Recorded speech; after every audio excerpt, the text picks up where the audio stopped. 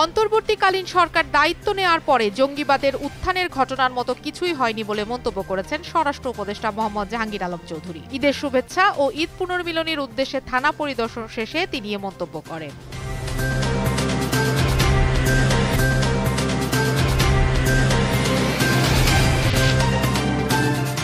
কাউকে চরমপন্থার সুযোগ নিতে দেয়া হবে না। যদি দেশকে অস্থিতিশীল করার চেষ্টা হয়, সরকার অবশ্যই হার্ড লাইনে যাবে। জুলাই অভ্যুত্থানে নিহত শহীদ মাসুম মিয়ার কবর জিয়ারত ও পরিবারের সাথে সাক্ষাৎ শেষে তথ্য উপদেষ্টা মাহফুজ আলম সাংবাদিকদের এসব কথা বলেন।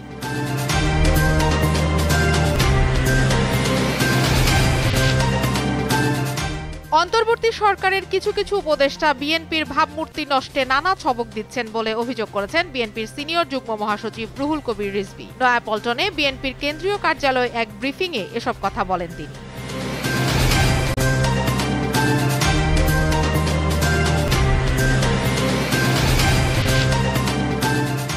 দেশব্যাপী ভয়াবহ বিদ্যুৎ বিভ্রাটের সম্মুখীন হয়েছে মধ্যপ্রাচ্যের যুদ্ধবিধ্বস্ত দেশ সিরিয়া। জাতীয় গ্রিডের বেশ কয়েকটি স্থানে ত্রুটির কারণে এই পরিস্থিতির মুখে পড়েছে দেশটি। এক প্রতিবেদনে এই তথ্য জানিয়েছে সংবাদ মাধ্যম আল জাজিরা।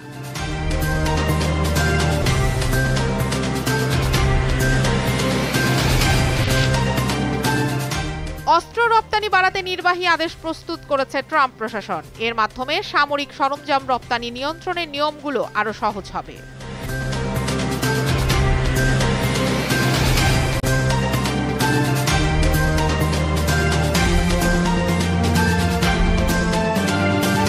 পরিমাণের সঠিক খাবার পেতে তাই আজই অর্ডার করুন ফুডি অ্যাপে।